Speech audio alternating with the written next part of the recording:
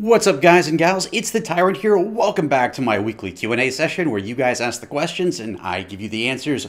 Always my favorite time of week. Thank you for taking the time to be here today. It's been definitely an interesting week for me.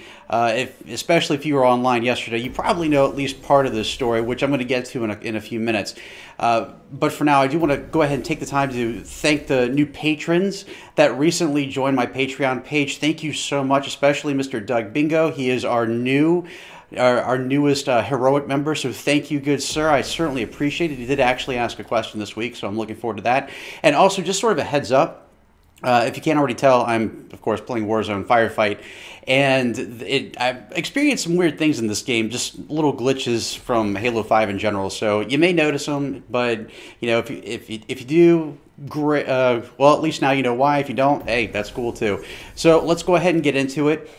So if you want a question considered for next week's Q&A, all you got to do is submit it in the comment section below, you know, tag it with Q&A or something like that. You can hit me up on Twitter at MythicTyrant, or if you're a donor to my Patreon page, and I hope you are, you know, I encourage you to do so, go ahead and check the link out if you want to. But for anyone who is a donor, we have our own private Discord, and there is a subsection in there to ask Q&A questions as well. So let's go ahead and get into it. Our first question of the week comes from everyone. And no, this is not the name of a user. This is pretty much everyone asking this compound question from yesterday, and I'm going to try to get into it a little bit. So first of all, for those of you who didn't notice, there is a brand new site intro / trailer. It's the first time in a while that I've actually done a new one. And I'm not going to lie to you, I'm not sure what's going to go down in 2018 in terms of the site.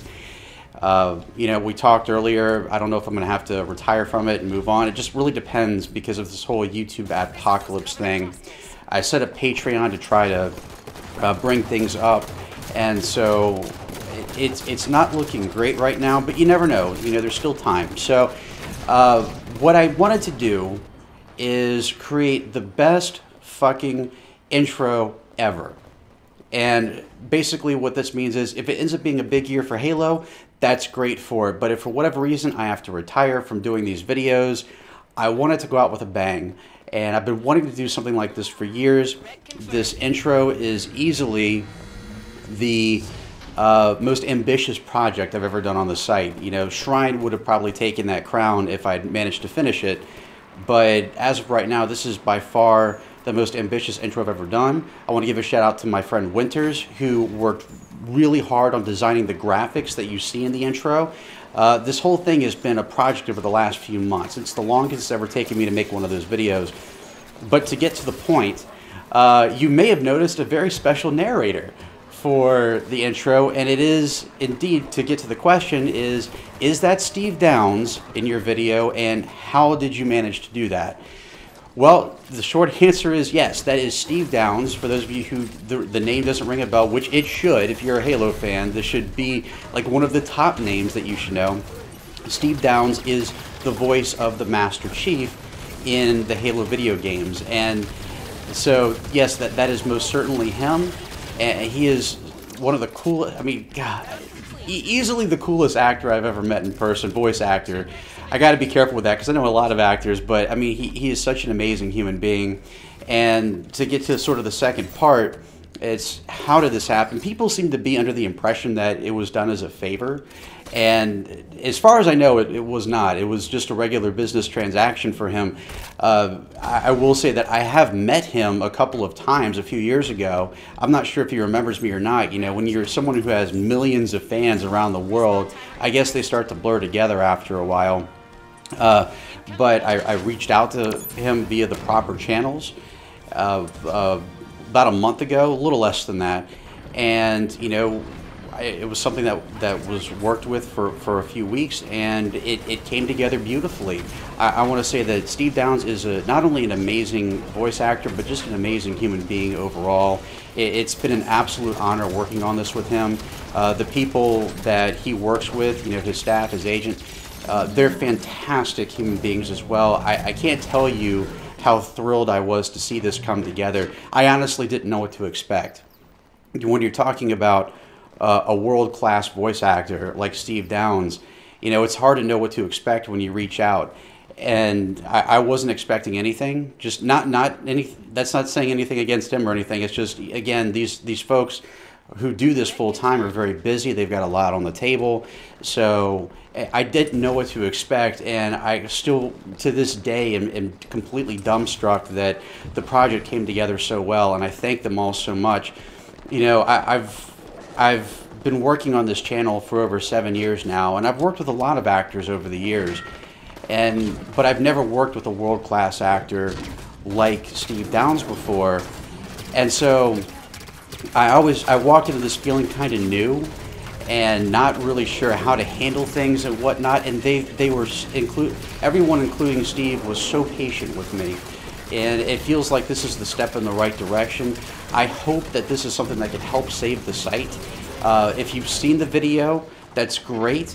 If you haven't yet, you can check it out on the front page of this channel. It'll automatically play because it's the channel trailer. There's one huge favor that all of you can do for me today, and that's take the link to the trailer and post it on Facebook, post it on Twitter, any sort of social media that you have.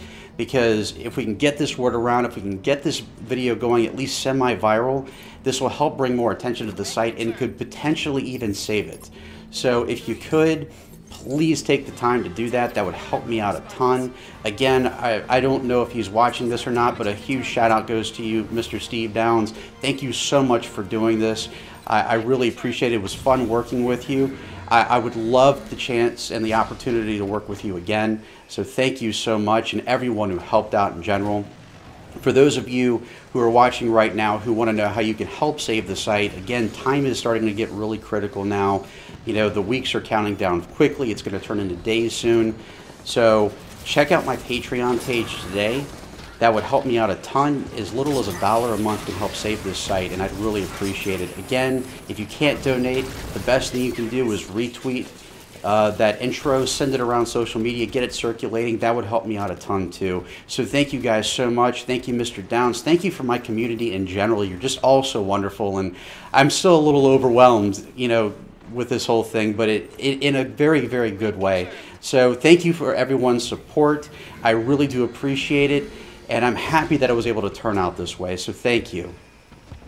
Our next question comes from Brad Ty Studios. And Brad asks, do you think that Halo 5 has made a negative impact enough to the community that it could bring down Halo 6's possible sales and reputation for the future? Or do you think that Halo 6 might be the new generation of Halo, which might bring back old fans that have left? Thanks. You know, I like to try to think this is a glass half full thing. I don't know how it's going to turn out. The numbers of the community have been dwindling for years now. Halo's got a lot more competition than it used to. Halo 5 Guardians didn't go over as well with fans, I guess, as 343 may have hoped. But it's a game that I'm obviously still playing. I mean, I'm playing it right now, and it's a game that I regularly come back to. I think it's one of those things where, for me, it's something that I had to get a little bit more accustomed to and used to because it is radically different. The biggest disappointment for me with Halo 5 was the way the story was handled. I think that a lot of people feel that way. Some people have issues with mechanics. I actually think the mechanics are fine, but that's just my opinion. But I can understand why some people feel that way. In terms of Halo 6, I hope that Halo makes a strong comeback with the new game, and you know, I'm rooting for 343, so that's what I'm hoping for, and that's a great question, Brad. Thank you. Our next question comes from C Magnum. What's up, dude? And C Magnum asks, should Warzone return in Halo 6, and if so, should 343 replace the rec system with something else? Yeah, I definitely want to see both Warzone and Warzone Firefight return with Halo 6. Obviously, I'm taking advantage of Halo 5's Warzone Firefight right now.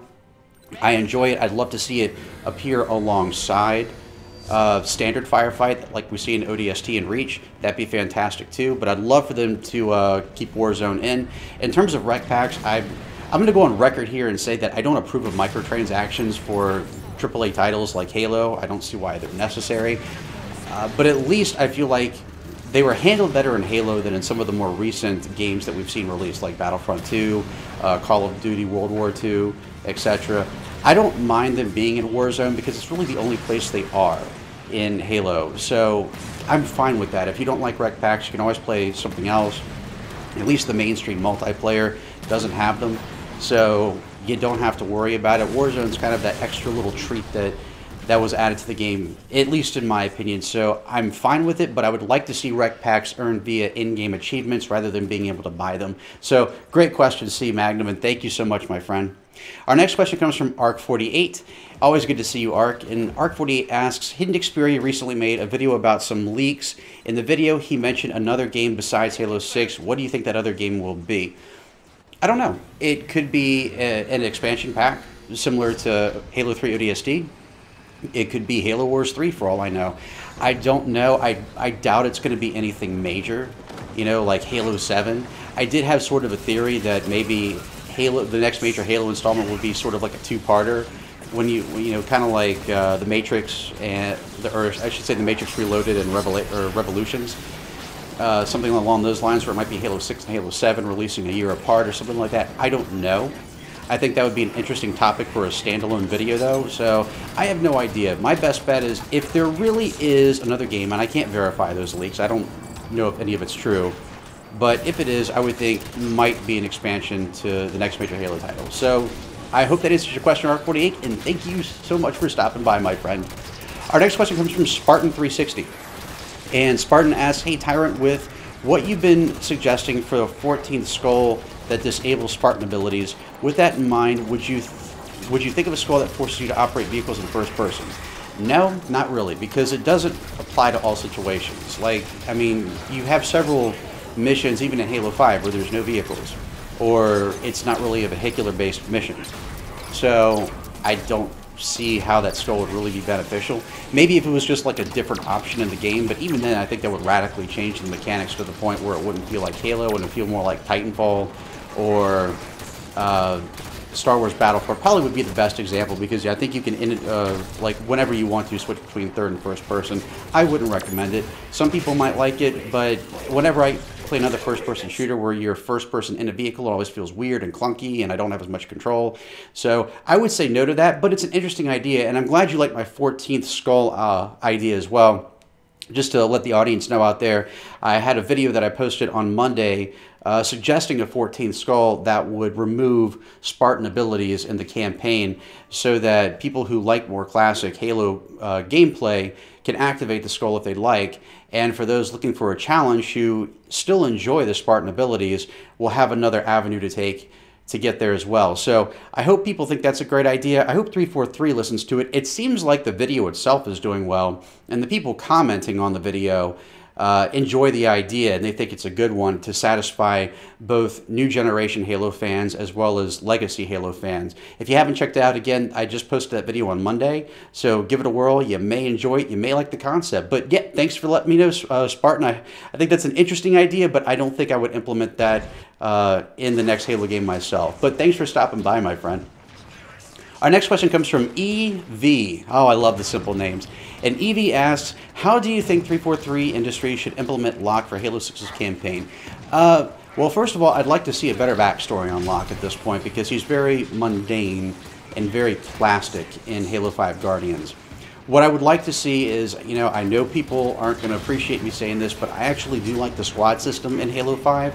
I do have some suggestions for it, which I might do a separate video for, but in all honesty, I think that the squad system in Halo 6, should they have one, should be Master Chief, which you play from start to finish of the game, Locke, because he was such a prominent character in Halo 5, the Arbiter, and Spartan Buck.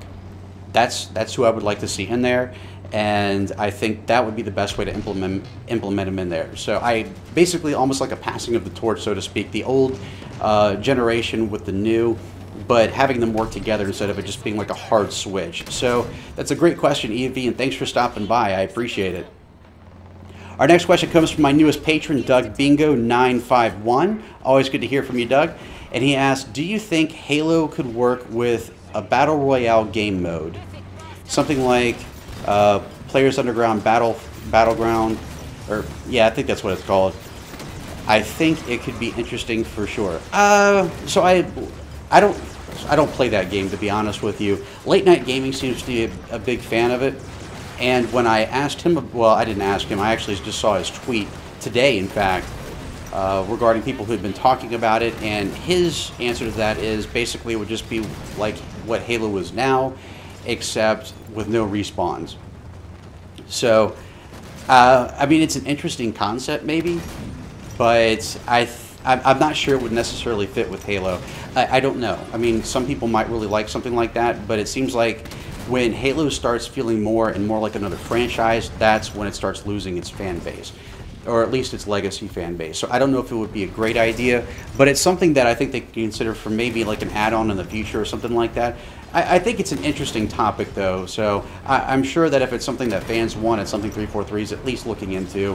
Whether or not it'll be implemented, that's completely up to them. So thanks for stopping by, Doug. I really appreciate it. Our next question comes from Mudkip454, and Mudkip asks, please answer this. What do you think of the new story director 343? I've never played the Batman games, but I've heard people saying he's both good and bad at storytelling. Please help me. Well, I'm basically in the same boat you are right now, Mudkip. I haven't met the guy. I don't know who he is personally. I haven't played the Batman games either. So he might be great, he might be terrible. I'm sure that after the catastrophe that was Halo 5 story, they are taking this the campaign for Halo 6 very seriously, and I don't think they're going to let him go off the rails. So hopefully that's the case. Again, I don't know the man's reputation myself, but hopefully he takes the good aspects of that reputation and applies those to Halo 6. So hopefully that answers your question, Mudkip454.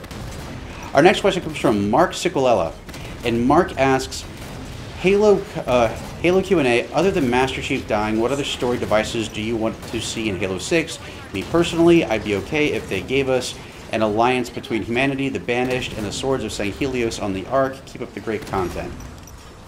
I'm not really sure. The only thing that I've talked about how I'd like to see a more open-ended campaign for Halo 6 where you sort of choose your own ending, so to speak. You can choose your own path. In terms of other elements, really on the broadest spectrum, I just want to see Halo Wars 2, or the Halo Wars universe, implemented gracefully into the main story arc. I think that'd be fantastic. I would like to see the Banished used eloquently. I would love to see Captain Cutter and his crew used to the fullest extent. If they have to be more background, that's fine, but I want it to be used in a way that makes sense and that can merge the two franchises together. I think that's my main thing in terms of strictly a story perspective and gameplay. As I've already said, I'm fine with the current Spartan abilities. I know a lot of Legacy fans aren't, but I'm okay with them. I'd like to see the squad system return. And yeah, that's about it, I guess. But yeah, great question, Mark. Always good to hear from you, man. Our next question comes from Kerosene Wildfire, and Kerosene asks, Q&A, if there was any Halo game that you'd like to see completely redesigned, improved gameplay, better graphics, new missions, and such, which game would you pick and why? I'd pick Halo 2. I love the game, but I feel it had so much missing from the experience. I actually agree with you there, and if I had to pick any game to sort of redo, it would be Halo 2. I would have loved to have a sequence similar to that of E3 2003.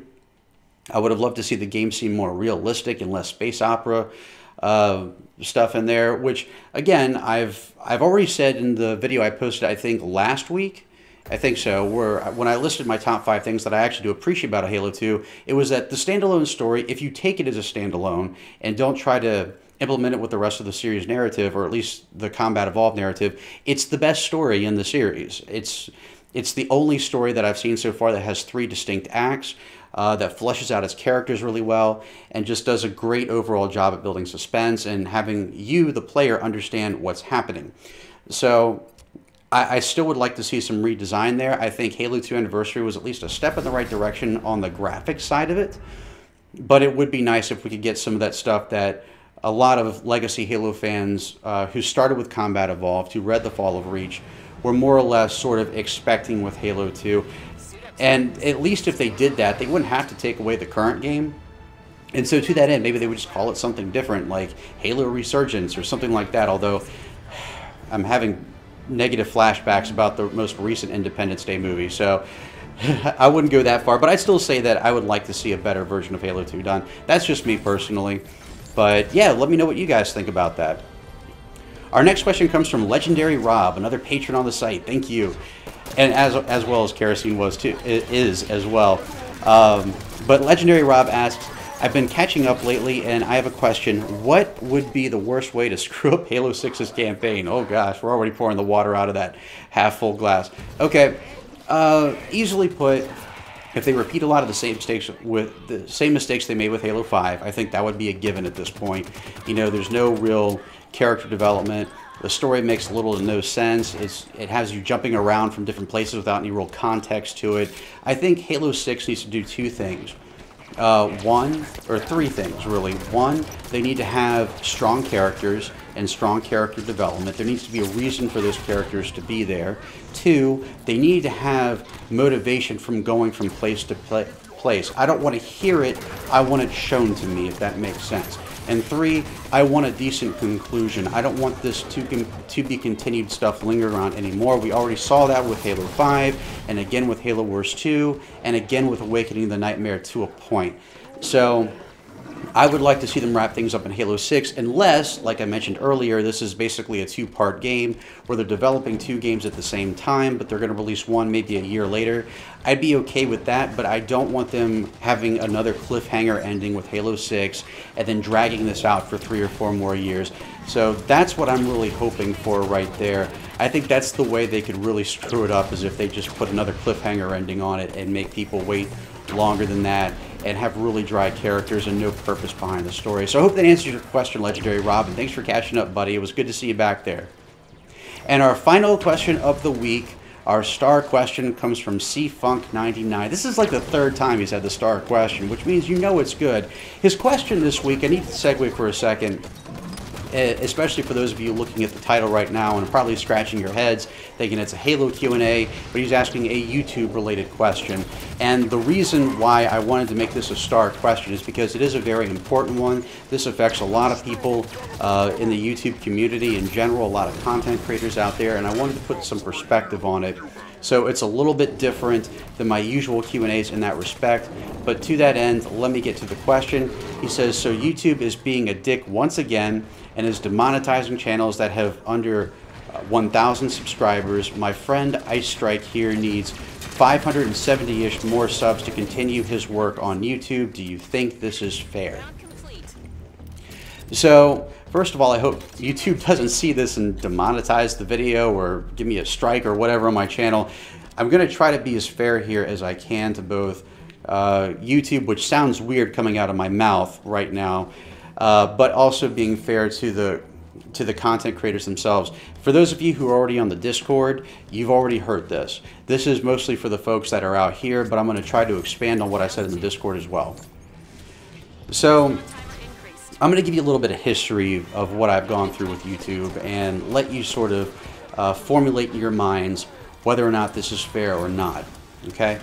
I started my YouTube channel in October of 2010, so it's been a little over 7 years now, almost 7.5 actually. And I was so naive back then. I knew nothing about YouTube. If I could go back and do things differently, I would have started my channel in 2008. I'd probably be where like Green Skull is in subscribers right now. But I was naive back then. I didn't know YouTube would be so huge. I didn't know what it entailed.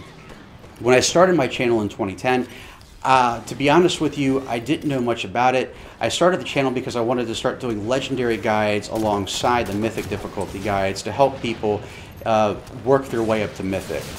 And I didn't want to overcrowd halo.bungie.org, so I started my own YouTube channel. And I didn't know what to expect. I didn't know that you can make money off of it or anything like that. I was just doing it for the Halo community. And so, you know, I started, you know, throughout the year I did my Halo Reach Legendary walkthrough, my Halo 3 ODST Legendary walkthrough, and eventually the Laser Challenge walkthrough for Halo Reach as well. And in November of 2011, that's when I got my first offer from YouTube to join their partnership program. At the time, I was fast approaching 2,000 subscribers, and I was getting about 1,000 views a day, give or take, on the site as a whole. That doesn't sound like a lot, but for me back then, that was a big deal. And so that's when I first got my partnership, was when I was at almost 2,000 subscribers and 30K views a month. A lot's happened since then. And the platform has changed immensely in terms of letting people in, which can be a good thing or a bad thing depending on how you look at it. As it stands right now, or unless they've already made the switch at the time of this video, I'm not really sure. The requirements to join the partnership program are pretty low. You have to have at least 10,000 views over the course of 12 months, whereas, you know, at the time I joined, I had easily had 12 times, or not 12 times, yeah, that's about right actually. So as time went on, you know, I started making a little money. It wasn't much to start out with at all. And so as time went on, you know, I just looked at it as a hobby. I didn't look at it as, oh, this is going to be my main income one day or anything like that. It was just, you know, extra spending money every month. And I think people need to understand exactly how YouTube pays its content creators before they can really judge on whether or not these, you know, 1,000 folks are really missing out. So YouTube pays its content creators based on CPM. That's per 1,000 views. And per 1,000 views, most content creators, not all, most get paid somewhere between $1 and $5. Or I should say that's how much revenue the site generates. So let's just, you know, look at this from an easy mathematical perspective. Let's say you're getting 10,000 views a month. That can translate to anywhere from $10 to $50 that your site is generating. Sounds okay, you know, it's not really a lot of money, especially if you're in the working world, but it's something. It's a little extra something for your pocket, right? So it doesn't stop there though. Then it's YouTube and Google's turn to take a little off the top. They take their share. How much do they take, you ask? Nearly half. That's right, nearly half. It's not exactly half. I think it's anywhere between 44 to 46%. I'm not sure of the exact number. It's just under half, but let's go ahead and go with half because it's really not that big of a difference at that point, to be honest with you. So let's just say you're making that $10 to $50 a month. Now that automatically gets cut from $5 to $25 a month, which is not very much. And of course, don't forget, they don't take taxes out either. So if you've made X amount by the end of the year, you've got to pay that back to the government. So you're already not making very much money. And even at that, YouTube, if you're going through AdSense, isn't going to pay you at all until you've made over $100. So again, if you're only making $5 a month, it could be, you know, over a year, a couple of years. Like, I mean, you may still get more views and a little bit more money every month, but it may be a while before you even see your first paycheck. I got my partnership offer in November of 2011. I didn't get my first check until late 2012, to give you some context here. And so I understand to a point that, you know, people don't want that taken away, but there is a reason that they're doing it, and I'll sort of get to that in a second. To add to that, if you're a part of a multi-channel network, an MCN, sort of like Maker Studio or Broadband TV or any of those guys, which I don't recommend when you're that low in subscriber count yet. You know, you want to sort of build your channel up a little bit before you do that. But they also take their own percentage out, and especially if you're a smaller channel, it's usually around 30 to 40%. It's usually not until you're starting to generate a fair amount of traffic on your site that they may give you a better offer, like 10% or 20% or something like that. I belong to the Gamers Union right now, and they only take 10%. There are two reasons why it's helpful to have an MCN. With one, in many cases, they'll help better target ads for your channel. So if you're a gaming channel, they might put more video game ads on there. Again, not all MCUs do that, but that is one advantage. But the main one is that they basically serve as a firewall between you and Google, so that if there's some sort of copyright claim on one of your videos or there's a community issue, they will step in and sort of referee that interaction there, so that you're less likely to have something happen to your channel as a result. So they're a firewall that can definitely come in handy, especially if you're a larger YouTuber. I know this sucks for content creators that are smaller and they're just getting into the world, and I feel bad for them because I remember what it was like to be a small content creator. I still consider myself relatively small compared to someone like, for example, Markiplier, you know, who's got over 17 million subscribers. So in that regard, I do feel bad, but at the same time, you have to understand why they're doing it. The main reason that they're doing it is because they want to get those advertisers back that pulled out during Adpocalypse. They want to be able to start lifting restrictions when it comes to flagging videos, because this is not only hurting content creators across the spectrum, but when content creators are hurt, YouTube gets hurt too.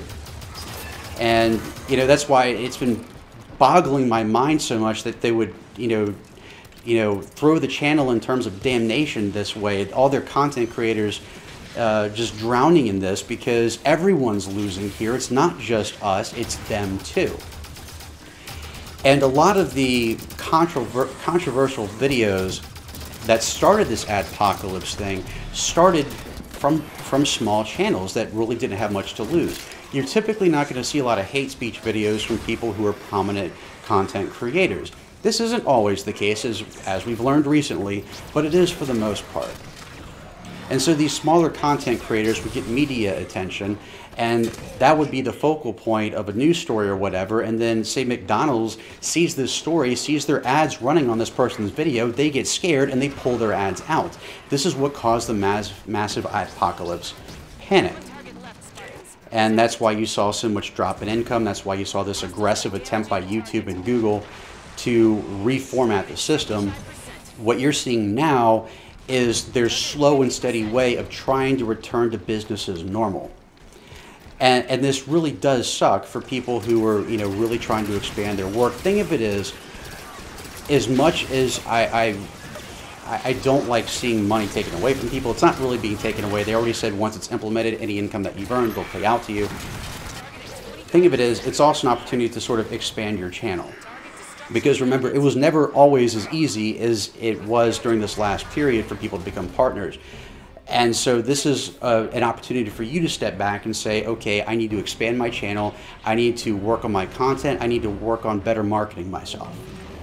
And if you can do that, then you can get back to that point, because at that point you will have earned a little bit more of a reputation. You're going to be more careful about what you post, and it's less likely that you're going to be posting anything incendiary that's going to cause another Adpocalypse, or to make the situation that we're currently in even worse. I see this as a type of reform system to try to bring things back to the way they should be, so that content creators can continue creating great stuff, great videos for those who are watching, rather than seeing people drop off the platform completely in favor of more competitive sites like Twitch, like Dailymotion, like Facebook. And this will, mark my words, happen if YouTube does not get its act together within the next year. Because those other competitors are looking at this, they're watching what's happening, and they're taking note of it. And they will take advantage of it if they can. YouTube might have the most mainstream platform right now, but that can change in the blink of an eye. All it takes is one good idea. And so all I can say is, I know this isn't easy for those small-time creators, and understand I've been there, and I understand what it feels like to be dicked over by a big corporation. Okay? If I didn't, I wouldn't be, preaching about Patreon every week. So I understand. But understand that doing this may help bring YouTube back to where it was, so that you have the opportunity in the future to become a full-time content creator and build a fan base.